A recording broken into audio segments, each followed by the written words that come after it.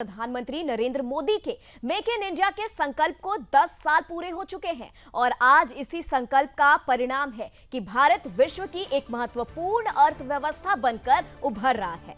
Plastic export promotion council, जो commerce मंत्रालय द्वारा समर्थित है, वो भारत में प्लास्टिक के बने उत्पादों के निर्यात को बढ़ावा देकर भारत की इकोनॉमी को बढ़ाने में मदद कर रही है। इसी के साथ प्लास्टिक इंडस्ट्री को रोजगार का एक प्रमुख सोर्स बनाकर उभारा गया है और प्लास्टिक एक्सपोर्ट प्रमोशन काउंसिल के अध्यक्ष विक्रम भदौरिया से हमारे संवाददाता अमित सिंह ने खास बातचीत की है। क्या कुछ कहा है उन्होंने, आपको सुनाते हैं।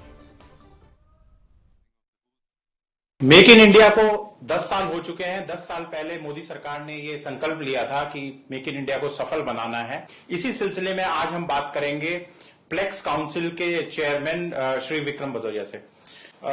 विक्रम जी, हमें ये बताएं कि प्लास्टिक एक्सपोर्ट प्रमोशन काउंसिल जो है वो संगठन कैसे काम करता है और बेसिकली उसकी ड्यूटीज क्या है?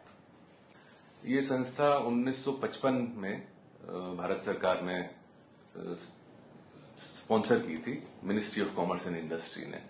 हमारा जो एक्सपोर्ट के प्रति भारत में प्लास्टिक्स कितना बन रहा है, उसको इंटरनेशनल मार्केट में कैसे लेके जाया जाए, इसमें हम अपने एमएसएमई बंधुओं की मदद कर रहे हैं। आप अगर वर्ल्ड वाइड देखें तो टॉप इकोनॉमीज बनी हैं, चाइना है, यूएसए है, आपका जापान, जर्मनी, ये जितनी इकोनॉमीज बड़ी बनी हैं ये अपने एक्सपोर्ट पोटेंशियल पे बनी हैं। तो इंडिया को भी, भारतवर्ष को अगर बड़ी इकोनॉमी बनना है, जैसे मोदी जी का सपना है 5 ट्रिलियन की इकोनॉमी बनना है, तो हमें अपना एक्सपोर्ट पोटेंशियल पूरा रियलाइज करना पड़ेगा। तो अगर आप अमेरिका को देखेंगे तो अमेरिका में उनका मॉडल है कि बहुत बड़ी उनकी कंपनीज हैं एंड वो कंपनीज बड़ी बड़ी एमएनसीज पूरे विश्व भर में उन्होंने जाके अपनी कंपनी फैक्ट्रियां चालू की हैं। जर्मनी का मॉडल देखेंगे तो उनका मॉडल जो है वो छोटी छोटी कंपनियों पे बना हुआ है एंड एक्सपोर्ट बहुत स्पेशलाइज एक्सपोर्ट रहता है। तो भारतवर्ष में भी हमारा ऐसा मानना है कि एमएसएमई हमारी रीढ़ की हड्डी है एंड एमएसएमई को प्लेक्स काउंसिल मदद करती है बाहर बायर से मिलाने में, एक्सपोर्ट कैसे किया जाए, एक्सपोर्ट फाइनेंसिंग कैसे होती है, इंश्योरेंस कैसे होता है, step by step Plex Council Bharat के एमएसएमईज वर्ग के जितने प्लास्टिक एक्सपोर्टर हैं इनकी मदद करती है। विक्रम जी, ये बताएं, आपके जैसी संस्थाएं जो हैं वो एक्सपोर्ट को बढ़ावा दे रही हैं, उससे ज्यादा लोग आ रहे हैं और मैन्युफैक्चरिंग के क्षेत्र में ज्यादा आ रहे हैं बजाय कि सेकेंडरी मार्केट में जाने के? बिल्कुल, मेरा ये मानना है कि ये सोच बहुत अच्छी थी मोदी जी की एंड पूरी सरकार की। हमारा जितना विशाल देश है, जितनी हमारी जनसंख्या है, मैन्युफैक्चरिंग बहुत बहुत हमारे लिए महत्व रखती है। बिना मैन्युफैक्चरिंग के भारत आगे नहीं बढ़ सकता है। विक्रम जी, ये बताएं कि क्या अब जो है प्लास्टिक भी एक महत्वपूर्ण एक्सपोर्ट का एक उत्पाद बन गया है जो भारत की इकोनॉमी को आगे बढ़ा रहा है? देखिए, 2014 की अगर मैं आपको आंकड़े बताऊं तो हम करीब 7.5 बिलियन डॉलर का एक्सपोर्ट करते थे।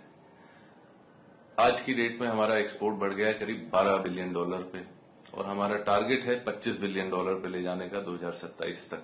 मैन्युफैक्चरिंग को जो प्रोत्साहन दिया गया है एंड एक्सपोर्ट को जो प्रोत्साहन दिया गया है हम लोगों की संस्थाओं की तरफ से, उससे मैन्युफैक्चरिंग भी बढ़ी है, एक्सपोर्ट भी बढ़ा है।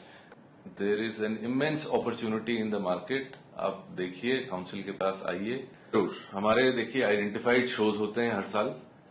अगर आप उन प्रदर्शनियों में भाग लेना चाहें तो आपकी फ्लाइट टिकट एंड करीब 65% जो स्टैंड का रेंटल रहता है वो प्लेक्स काउंसिल आपको वापस दिलवाता है सरकार से।